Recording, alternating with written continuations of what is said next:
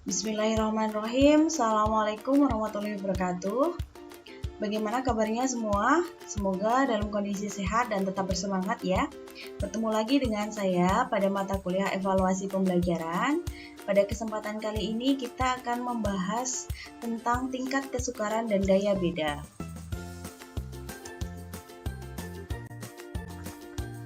Tingkat kesukaran adalah proporsi peserta tes menjawab benar terhadap setiap butir tes.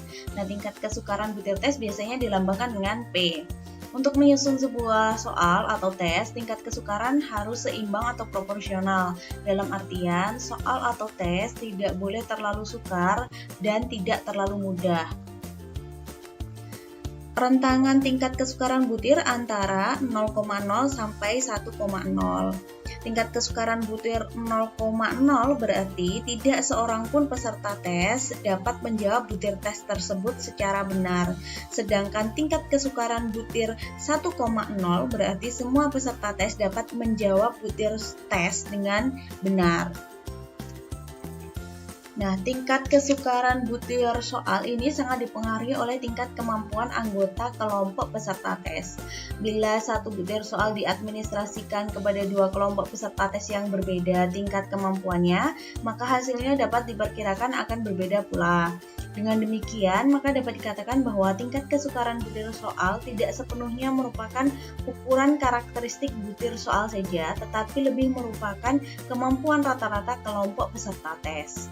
Karena itu, bila kita jumpai suatu butir tes yang mempunyai tingkat kesukaran 0,45, maka interpretasinya adalah bahwa butir soal itu mempunyai tingkat kesukaran 0,45 untuk kelompok peserta tes tersebut. Tingkat kesukaran butir soal tidaklah menunjukkan bahwa butir soal tertentu itu baik atau tidak baik. Tingkat kesukaran butir soal hanya menunjukkan bahwa butir soal itu sukar atau mudah untuk kelompok peserta tes tertentu. Butir soal hasil belajar yang terlalu sukar atau terlalu mudah tidak banyak memberi informasi tentang butir soal atau peserta tes. Untuk tes hasil belajar, tingkat kesukaran yang dianggap baik apabila berkisar 0,5.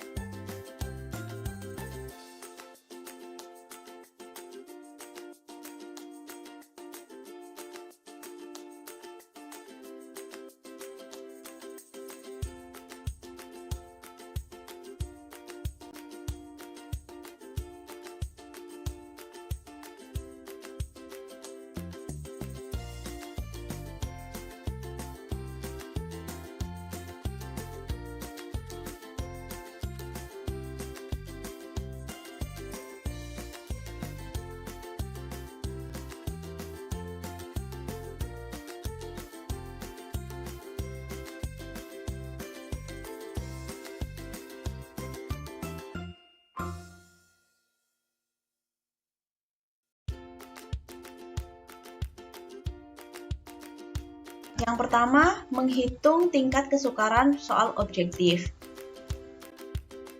Rumus yang digunakan adalah P sama dengan B dibagi JS dengan keterangan P adalah tingkat kesukaran butir tes, B adalah banyaknya responden yang menjawab benar butir tes, JS adalah jumlah peserta atau responden.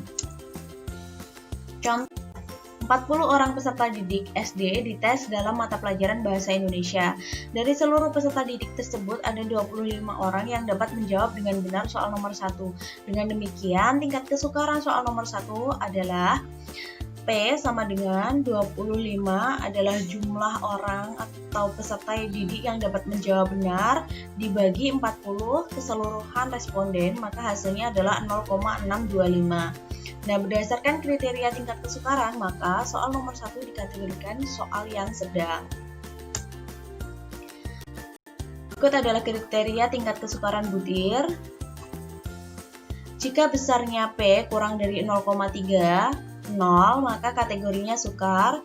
Jika rentangan antara 0,30 sampai 0,70 sedang atau cukup. Jika lebih dari 0,70, maka kategorinya mudah. Ini contoh perhitungan tingkat kesukaran butir. Skor hasil tes membaca pemahaman dengan jumlah soal ada 10. Nah, di sini setiap nomor butirnya sudah tampak jumlah peserta yang menjawab benar.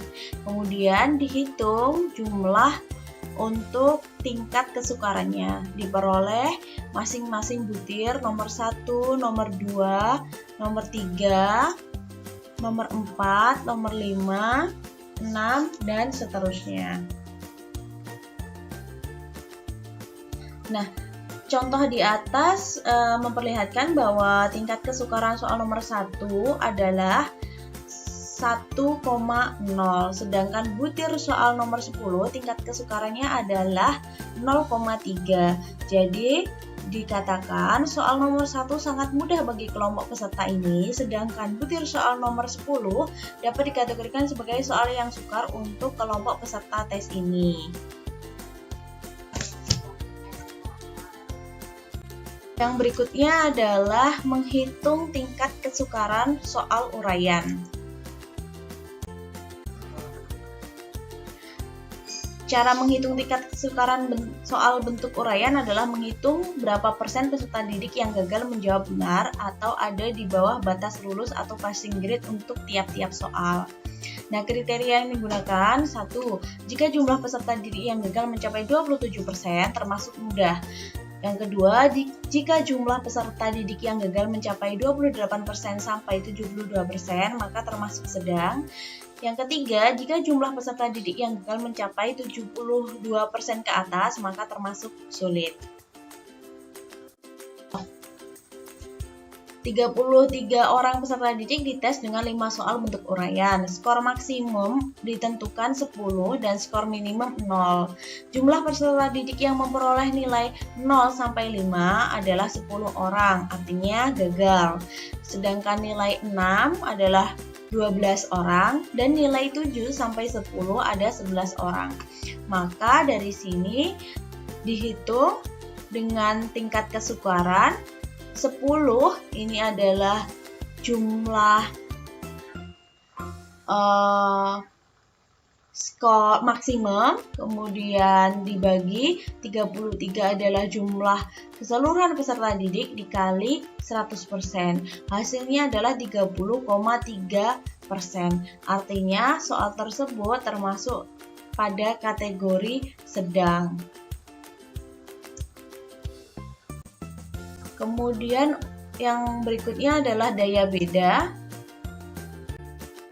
Daya beda adalah pengukuran sejauh mana suatu butir soal mampu membedakan peserta didik yang sudah menguasai kompetensi dengan peserta didik yang belum menguasai kompetensi berdasarkan kriteria tertentu.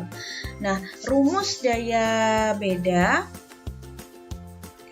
antara lain DP sama dengan WL dikurangi WH dibagi N, di mana keterangannya DP adalah daya beda, WL adalah jumlah peserta didik yang gagal dari kelompok bawah, WH adalah jumlah peserta didik yang gagal dari kelompok atas, N kecil adalah 27% dikalikan N besar, di mana N besar itu adalah jumlah keseluruhan dari peserta didik. Nah, semakin tinggi koefisien daya pembeda suatu butir soal, maka semakin mampu butir soal tersebut membedakan antara peserta didik yang mampu atau sudah menguasai kompetensi dengan peserta didik yang kurang menguasai kompetensi. Contoh, jumlah peserta didiknya ada 40, jumlah sampelnya atau N kecil 27% kali 40 yaitu 10,8. Karena ini jumlah peserta didik atau orang tidak mungkin koma, maka dibulatkan menjadi 11 orang. Kemudian WL-nya adalah 10, WH-nya adalah 2. Maka dimasukkan ke dalam rumus DP sama dengan 10 dikurangi 2 dibagi 11. Hasilnya adalah 0,73. Nah, untuk interpretasi koefisien beda atau kriteria daya beda, yaitu besarnya daya beda jika 0,7 sampai 1 kategorinya adalah baik sekali, 0,41 sampai 0,70 kategori baik, 0,21 sampai 0,40 kategori cukup, 0,00 sampai 0,20 kategori jelek. Ada tugas untuk menghitung nilai tingkat kesukaran masing-masing butir soal dan menghitung daya beda dari masing-masing butir soal. Selamat mengerjakan. Sekian. Wassalamualaikum warahmatullahi wabarakatuh.